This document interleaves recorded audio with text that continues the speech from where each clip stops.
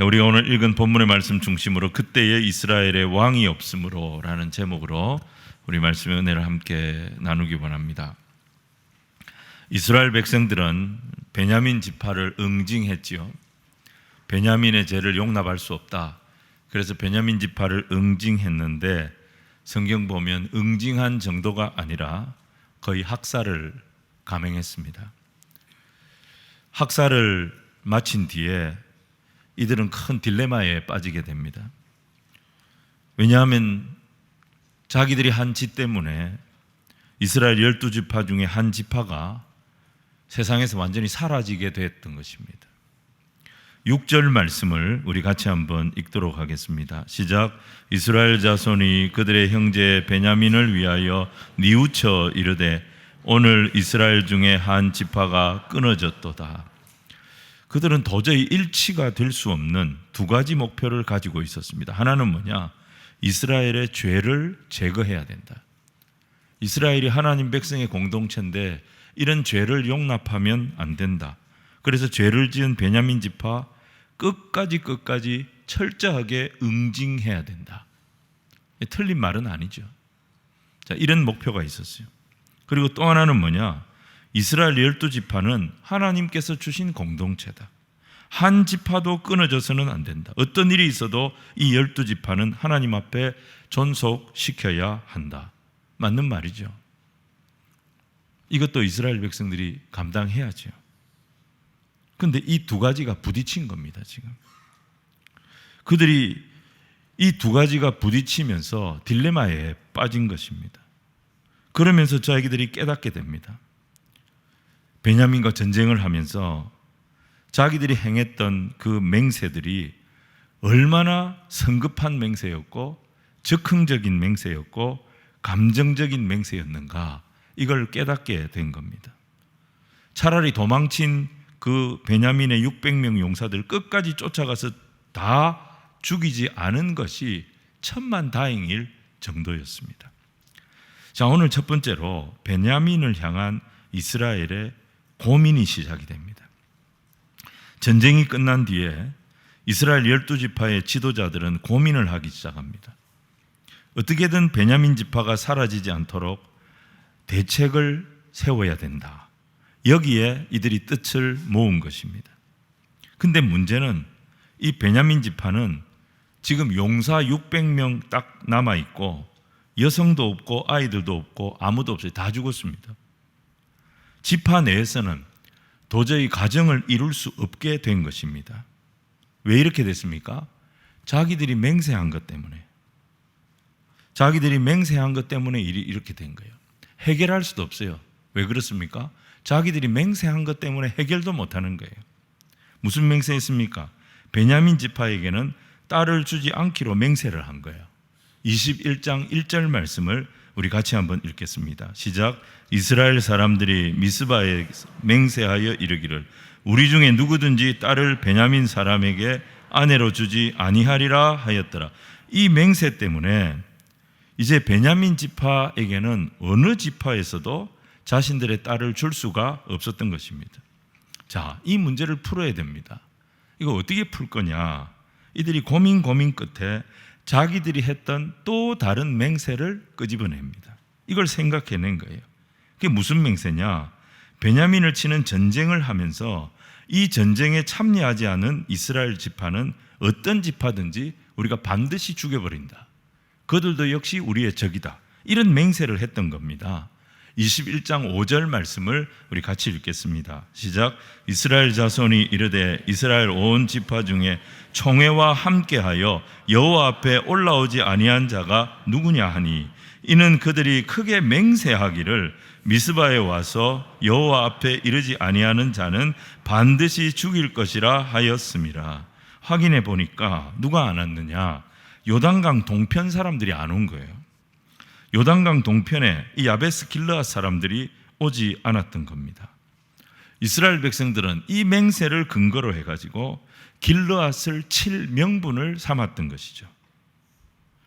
겉으로는 왜 우리가 하나님 앞에서 내린 결정에 따르지 않느냐? 우리가 너희들 다 치기로 맹세했다. 그래서 너희들 어쩔 수 없다. 이게 겉으로 드러난 명분이었어요. 근데 실제 이유는 뭡니까? 베냐민 지파가 사라질 것을 두려워했던 거예요. 베냐민 지파의 남은 600명 혼인할 여인을 구해줘야 되는데 다른 방법이 없는 거예요. 그래서 이들이 선택한 게 또 다른 학살을 계획한 겁니다. 같은 이스라엘을 치는 전쟁을 또 일으킨 것이죠. 그렇게 해가지고 길르앗의 남자들 다 죽이고 처녀 400명을 사로잡아 옵니다. 길르앗 사람들이 왜 전쟁에 참여하지 않았는지 우리는 그 이유를 모릅니다. 강 건너편에 있었기 때문에 정보가 늦게 가서 못 왔는지, 아니면 길이 너무 멀어서 못 왔는지, 아니면 이들이 이런 동족을 치는 전쟁에 참여할 의사가 없었기 때문에 못 왔는지 우리는 그 이유를 알지 못합니다. 하지만 오늘 사사기 21장의 이스라엘 백성들은 바로 직전인 20장에서 무슨 체험을 했습니까? 무엇을 깨달았습니까? 베냐민과 전쟁을 치르면서 이들은 사람을 선동해가지고 편가르기를 하는 것이 얼마나 무서운 결과를 만드는지를 뼈저리게 경험했던 사람들입니다. 그런데 이들이 바로 직후에 무슨 짓을 하고 있으면 또 편가르기를 하고 있어요. 자기들의 결정을 따르지 않는 사람들 전부 적으로 간주하고 죽이는 맹세, 이 맹세한 것을 또 끄집어내고 있는 것입니다. 이게 흑백 논리입니다. 흑백 논리로 프레임을 씌워가지고 요단 동편 길르앗 사람들 다 죽이기로 결정을 한 겁니다. 그들이 한 무모한 맹세 때문에, 그들이 선동이 되어져서 했던 맹세 때문에 해서는 안 될 죄를 지금 연속으로 반복해서 계속 짓고 있는 것을 보게 됩니다. 이 말도 안 되는 맹세 때문에 길르앗 야베스 사람들은 아무 변명할 기회도 한번 얻지 못하고 갑자기 들이닥친 이 12,000명의 이스라엘 본토에서 넘어온 군사들에게 죽임을 당한 거예요. 학살당한 거예요. 여러분, 맹세가 중요합니까? 생명이 중요합니까? 명분이 중요합니까? 사람의 목숨이 중요합니까? 이 세상에 어떤 것도 사람의 생명보다 귀한 것은 없는 것입니다. 내 생명이 귀하면 다른 사람의 생명도 귀한 줄 알아야 하는 것입니다. 사무엘상 21장에 다윗이 이런 경험을 합니다. 사울에게 쫓길 때입니다. 노업 땅으로 피신했습니다. 노업의 제사장들이 다윗과 다윗의 군사들을 숨겨줬습니다. 그런데 다윗이 도망쳐 오면서 너무 배가 고팠어요. 그 군사들도 시장했어요. 아무리 먹을 것을 찾아봐도 먹을 게 없어요. 하나님 앞에 드리는 진설병밖에 없었던 것입니다. 여러분, 이 진설병은 성소에서 하나님께 드리는 떡입니다. 율법의 제사장 외에는 이 떡을 먹을 수가 없는 떡입니다. 근데 노업의 제사장들이 어떻게 합니까? 이 거룩한 떡을 다윗과 다윗의 부하들에게 나눠줍니다. 그들이 성결한지 부정한지 그것만 확인합니다. 그리고 다 먹을 수 있게 해줬습니다. 마태복음 12장을 보시면 예수님께서 바로 이 예를 드십니다. 안식일입니다. 제자들이 배가 고파서 밀밭 사이를 지나가면서 밀 이삭을 잘라 먹는 그런 짓을 했습니다. 이걸 바리새인들이 본 거예요. 예수의 제자들이 안식일에 해서는 안 될 짓을 했다. 그러면서 득달같이 예수님 앞에 달려와서 어떻게 이럴 수 있냐고, 제자들에게 뭘 가르친 거냐고 예수님께 항의를 했습니다. 그때 우리 예수님은 바로 이 사무엘상 21장 다윗의 예를 들어서 말씀하셨습니다. 율법의 정신이 뭐냐는 거죠. 자, 율법 지키는 거 좋은데 그 율법을 왜 지키냐는 거예요. 율법의 정신이 사람 죽이는 거냐, 사람 살리는 거냐, 그게 뭐냐 얘기를 하신 거예요. 안식일을 왜 하나님께서 지키게 하셨겠냐? 가만히 놔두면 사람은 이 세상의 종이 되게 돼 있다. 욕심의 종이 되게 돼 있다. 물질의 종이 되게 돼 있다. 향락의 종이 되게 돼 있다. 가만히 두면 세상의 종이 될까 봐 안식일에 이들을 쉬게 하시는 거다. 우리를 쉬게 하셔서 내 인생의 주인이 물질이 아니라는 것, 내 인생의 주인이 세상이 아니라는 것, 내 인생의 주인은 나를 창조하신 하나님이시라는 것을 깨닫고 내 영혼을 살려놓으려고, 내 영혼을 회복시키시려고 주신 날이 안식일이다. 안식일은 사람을 살리기 위해서 하나님이 주신 날이지, 이날의 율법들을 잘 지키나 못 지키나 딱 감시하고 있다가 혹시라도 뭐가 하나 못 지켜서 딱 걸리는 게 있으면 그거 가지고 그 사람 죽이려고 그렇게 달려드는 날이 아니라 예수님께서 그 말씀을 하신 것입니다. 여러분, 맹세도 마찬가지입니다. 사람 살리는 데 써야 합니다. 사람을 살리는 맹세가 아니라면, 맹세 때문에 사람을 죽여야 된다면 우리는 이 맹세를 다시 생각해 봐야 하는 것이죠. 자, 오늘 두 번째로 베냐민 지파와 화해하는 이스라엘 회중들을 보게 됩니다. 13절부터 15절 말씀을 우리 같이 한번 읽겠습니다. 시작. 온 회중이 림몬 바위에 있는 베냐민 자손에게 사람을 보내어 평화를 공포하게 하였더니 그때에 베냐민이 돌아온지라. 이에 이스라엘 사람이 야베스 길르앗 여자들 중에서 살려둔 여자들을 그들에게 주었으나 아직도 부족함으로 백성들이 베냐민을 위하여 뉘우쳤으니 이는 여호와께서 이스라엘 지파들 중에 한 지파가 빠지게 하셨음이었더라. 흥분이 가라앉았어요. 막 격동이 돼 있다가 이스라엘 총회가 흥분이 가라앉았습니다. 흥분이 가라앉고 난 뒤에 베냐민 지파의 모습을 보니까 겁이 덜컥 났던 거예요. 한 지파가 없어지게 됐습니다. 그래서 어떻게 합니까? 서둘러서 사람을 보내고 평화를 선포하고 베냐민에게 했던 이 못된 짓을 후회하기 시작합니다. 그리고 야베스 길르앗에서 사로잡아 왔던 처녀들 400명을 주면서 결혼하게 해줬습니다. 하지만 베냐민 지파의 문제는 해결이 안 됩니다. 여전히 베냐민 지파는 존립의 위기에 처해 있었습니다. 심각합니다, 이게. 이 사태가 간단하게 해결할 수 있는 그런 상황이 아니었던 거예요. 그래서 이들이 또 대책을 논의합니다. 16절로 18절 말씀을 우리 같이 읽겠습니다. 시작. 회중의 장로들이 이르되 베냐민의 여인이 다 멸절되었으니 이제 그 남은 사람들에게 어떻게 하여야 아내를 얻게 할까 하고 또 이르되 베냐민 중 도망하여 살아남은 자에게 마땅히 기업이 있어야 하리니 그리하면 이스라엘 중에 한 지파가 사라짐이 없으리라. 그러나 우리가 우리의 딸을 그의 아내로 주지 못하리니 이는 이스라엘 자손이 맹세하여 이르기를 딸을 베냐민에게 아내로 주는 자는 저주를 받으리라 하였음이로다 하니라. 용사 600명 결혼을 시켜야 가정을 만들 수가 있고 그래야 대를 이을 수가 있는데 400명은 어떻게 만들어줬어요? 근데 지금 200명이 또 부족한 거예요. 근데 베냐민 지파는 맹세를 했어요. 누구도 베냐민에게는 딸을 주지 않는다. 딸을 주는 순간 저주를 받을 것이다. 이 저주의 맹세에 딱 묶여가지고 꼼짝을 못했던 거예요. 누가 이 저주의 맹세를 풀어주면 좋을 텐데 그럴 사람이 없습니다. 이제 더 이상 야베스 길르앗처럼 구실을 붙여가지고 사람들 다 죽이고 빼앗아 올 수 있는 그런 명분도 대상도 없습니다. 그들은 또 고민합니다. 고민을 하다가 꾀를 냅니다. 실로의 축제가 다가오고 있다.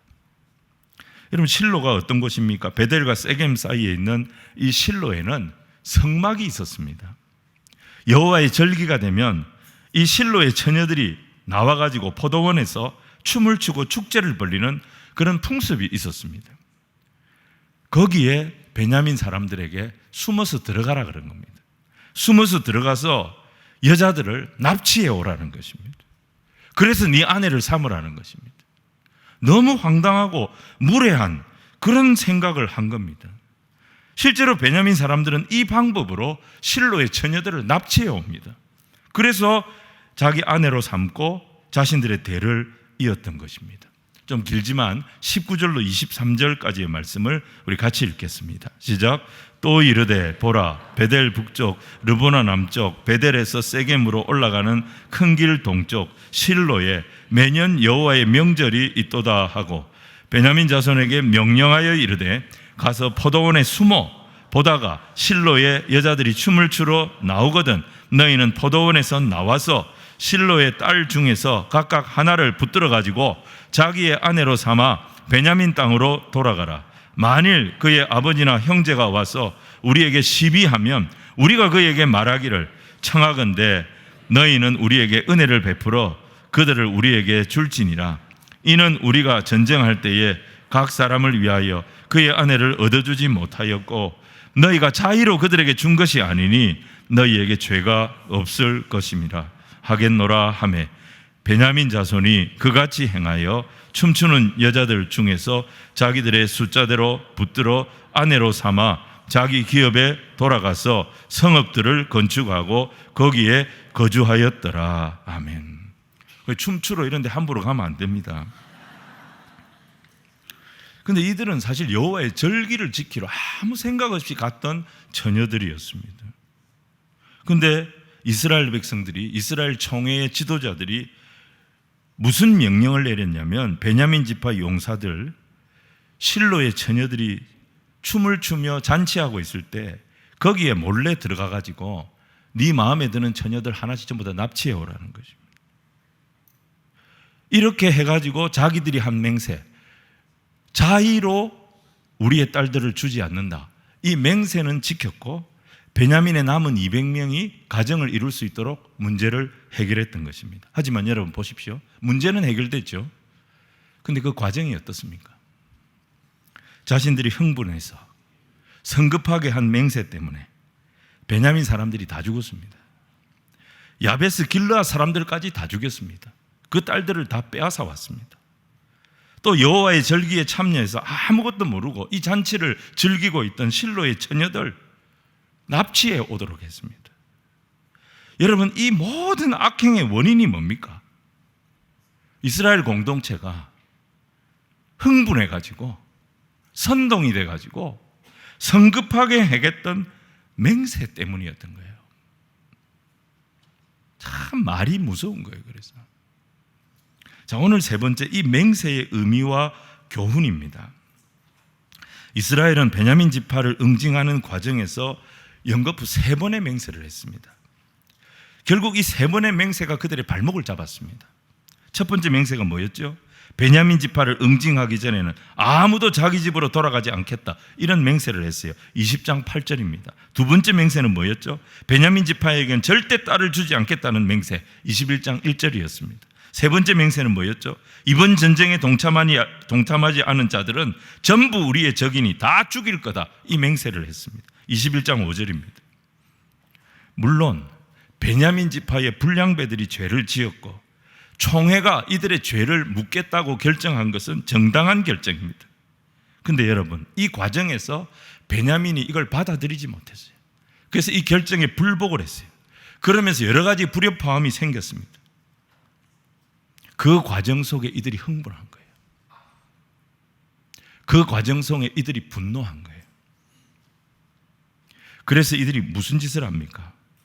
동족을 향하여 극단적인 맹세를 합니다. 다 죽여버리겠다, 다 없애버리겠다. 그리고 그렇게 합니다.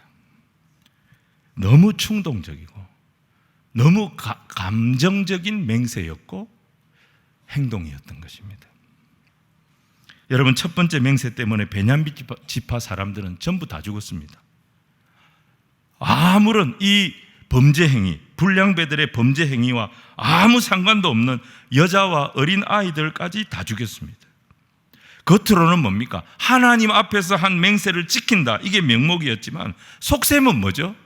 복수를 한 거예요. 우리의 결정을 받아들이지 않아 한 지파가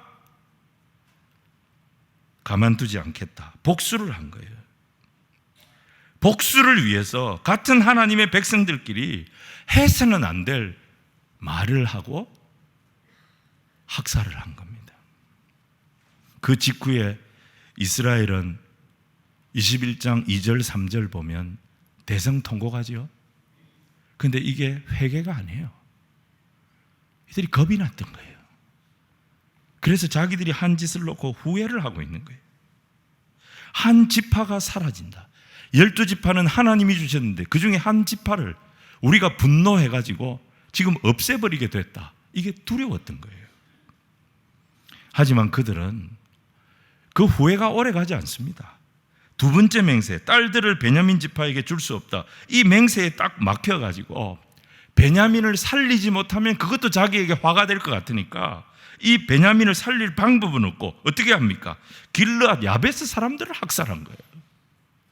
이 사람들을 다 죽이고 거기 처녀 400명 데려와가지고 베냐민 지파에게 급한 대로 보낸 거예요. 그리고 그것도 부족하니까 베냐민 사람들이 실로의 처녀들을 납치하도록 뒤에서 사주한 거예요. 흥분 상태에서 성급하게 맺은 맹세 때문에, 함부로 뱉었던 말 때문에 이들은 어떻게 합니까? 계속 죄를 지을 수밖에 없었던 것입니다. 여러분, 문제가 있는 맹세라면 총회 앞에 다시 재론을 해야 됩니다. 우리 총회가 한 맹세지만 우리가 너무 흥분했다. 우리가 너무 선동이 되어진 것 같다. 책임자 잘못한 사람이 있으면 그 사람 책임지고 이 맹세 우리가 취소하자. 그렇게 해야 하면 됩니다. 그런데 이스라엘에는 이런 말을 해주는 사람이 없었습니다. 잘못된 맹세에 대해서 책임지는 사람도 아무도 없었습니다. 그래서 이 헛된 맹세의 악순환에 모든 피해를 누가 당합니까? 공동체 전체가 고스란히 겪게 되어졌던 거예요. 성경에 보시면 무모한 맹세를 했다가 그 맹세가 취소된 경우가 있습니다. 사울왕이 블레셋과 싸울 때입니다. 그는 전쟁은 하지만 블레셋을 이길 자신이 없었어요. 자신은 없는데 왕으로서 하나님 앞에, 백성들 앞에 그가 큰 소리를 치면서 무모한 맹세를 합니다. 무슨 맹세를 합니까? 이 전쟁 이길 때까지 금식하겠다. 해가 질 때까지 나는 금식하겠습니다. 너무 무모한 맹세를 한 거예요. 자기만 금식하는 게 아니라 온 이스라엘 군사들이 다 금식하겠다는 거예요. 전쟁하는 용사들이 밥을 먹지 못하고 음식을 먹지 못하고 전쟁을 어떻게 합니까? 너무 성급하고 무모한 맹세였던 것입니다. 그런데 이 금식을 누가 어기느냐? 자기 아들이 어깁니다. 요나단이 어겨요. 큰 소리는 쳤지만, 사울은 큰 소리는 쳤지만 맹세도 했지만 선뜻 전쟁을 시작하지를 못합니다. 아무도 나서지 않았던 이 블레셋과의 전쟁터에 유일하게 혼자 나간 사람이 누구였냐면 요나단이었습니다. 요나단은 홀로 적진에 들어가서 블레셋과 싸웠던 것입니다. 그래서 블레셋을 흔들어 놓았고 승기를 빼앗아 왔던 것입니다. 그런데 블레셋과 치열하게 싸우느라 아버지 사울이 금식 맹세를 한 걸 자기는 못 들은 거예요. 그러다가 전쟁 중에 군사들과 함께 숲속에 있는데 꿀을 발견한 겁니다. 군사들은 배는 고프지만 금식 선포한 것을 알고 있었기 때문에 아무도 입에 꿀을 대지 못했습니다. 그런데 아무것도 몰랐던 이 요나단은 왜 저 맛있는 꿀을 그냥 두냐? 이러면 자기 지팡이에 쿡 찍어가지고 꿀을 먹은 것입니다. 요나단이 이 맹세를 깨뜨렸다는 것을 사울이 알게 됐을 때 사울왕은 자기 아들을 죽일 결정을 내립니다. 요나단이 이 전쟁에서 제일 큰 공을 세운 사람입니다. 근데 사울은 맹세를 깨뜨렸기 때문에, 자기가 했던 무모한 맹세를 어겼기 때문에 내 아들이지만 죽여야 된다, 그런 결정을 내린 거예요. 그때 백성들이 어떻게 합니까? 사울을 말립니다. 그래서 못 죽이게 합니다. 사무엘상 14장 45절 말씀을 우리 같이 읽겠습니다. 시작. 백성이 사울에게 말하되 이스라엘의 이 큰 구원을 이룬 요나단이 죽겠나이까? 결단코 그렇게 아니하니이다. 여호와의 살아계심을 두고 맹세하옵나니 그의 머리털 하나도 땅에 떨어지지 아니할 것은 그가 오늘 하나님과 동역하였음이니이다 하며 백성이 요나단을 구원하여 죽지 않게 하니라. 사울은 자기가 한 무모한 맹세 때문에 요나단을 죽일 뻔했습니다. 요나단 죽게 됐어요. 요나단도 각오를 했습니다. 근데 백성들이 가만히 있지 않았습니다. 백성들이 어떻게 합니까? 여호와 앞에 더 큰 맹세를 해버린 거예요. 왕이 한 맹세보다 더 큰 맹세를 해버린 거예요. 이 전쟁에서 요나단은 하나님의 동역자로 쓰임받은 사람입니다. 그런 사람이 머리털 하나라도 땅에 떨어진다면 그 화가 우리에게 올 것입니다. 이들이 더 큰 맹세를 해버린 거예요. 그래서 사울의 이 무모한 맹세는 백성들에 의해서 취소가 돼버린 것입니다. 근데 오늘 사사기 보시면 이스라엘 백성들이 무모한 맹세를 한 거예요. 그것도 3번씩이나 연거푸한 거예요. 이유가 뭡니까? 원인이 뭡니까? 찾아 들어가 보면 타락한 레위인의 선동 때문이었습니다. 선동된 이스라엘은 이성을 잃었습니다. 그리고 무모한 맹세를 했고, 이 맹세 때문에 말도 안 되는 학살을 했습니다. 그리고 이 맹세에 발목이 잡혀서 계속 이들은 뭡니까? 죄를 짓고 있습니다. 사실 기브아 사람 전체가 범죄에 가담한 것도 아닙니다. 불량배 내어주면 되는데 이 불량배들을 내어달라는 총회의 요구를 베냐민 지파가 거절한 겁니다. 그러면서 이게 확산이 된 거예요. 이스라엘 총회는 총회의 결정에 불복하는 베냐민 지파 전체를 괘씸하게 봤습니다. 죄를 용납하는 베냐민, 이 모두가 우리의 적이다. 흥분 상태에서 결정을 해버렸습니다. 괘씸죄에 이스라엘의 자존심을 건드린 것과 분노심과 적개심까지 이 모든 것이 섞이면서 맹세에 맹세를 거듭하면서 베냐민의 씨를 말리는 대학살이 이루어졌던 것입니다. 그 후로 그들은 이 잘못된 맹세를 거두어드려야 되는데 이 맹세를 거두어드리는 사람도 아무도 없습니다. 오히려 자신들의 맹세가 뭐가 잘못됐나? 이 맹세를 정당화하려고 제2의 범죄, 제3의 범죄를 계속 자행하는 것을 보게 됩니다. 여러분, 이게 죄의 속성이에요. 하나의 거짓을 덮기 위해 또 다른 거짓이 필요한 거예요. 그리고 그 거짓들이 들통나지 않도록 하기 위해서 또 다른 거짓들을 만들어야 하는 것입니다. 그러다가 보면 나중에 어떻게 됩니까?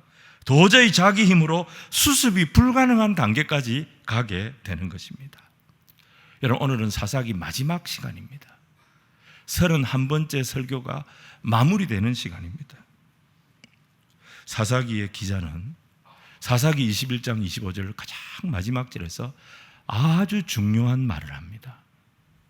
이스라엘 백성들이 맹세에 맹세를 거듭하다가 자기들의 힘으로 빠져나오지도 못할 수렁에 이렇게 빠져들게 된 이유가 뭐냐? 이스라엘에 왕이 없었기 때문이다. 이렇게 말합니다. 자, 25절을 우리 같이 한번 읽겠습니다. 시작. 그때에 이스라엘에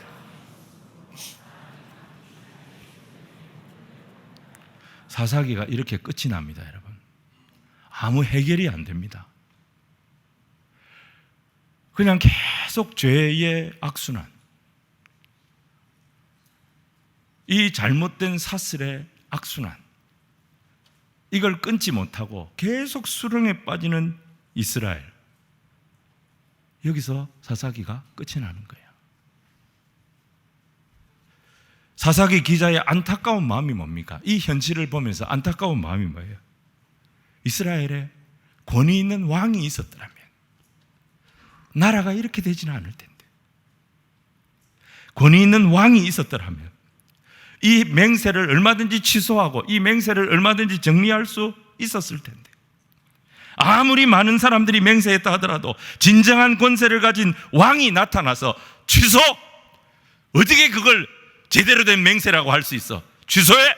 이렇게 하면 끝나는데, 이스라엘에 그런 왕이 없었기 때문에, 그런 권위 있는 왕이 없었기 때문에 이스라엘 백성들이 자기들이 저지른 이 죄의 고리에서 헤어나오지를 못하고 계속 또 다른 죄를 불러오고 또 다른 죄를 불러오고 또 다른 악을 행하면서 수렁에 빠져들게 되었다는 겁니다.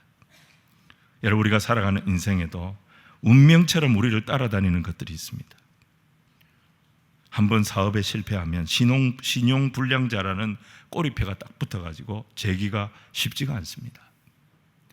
실수를 하든 죄를 짓든 교도소를 한번 다녀오면 전과자라고 하는 빨간 딱지가 딱 붙어가지고 정상적인 사회생활이 어렵습니다.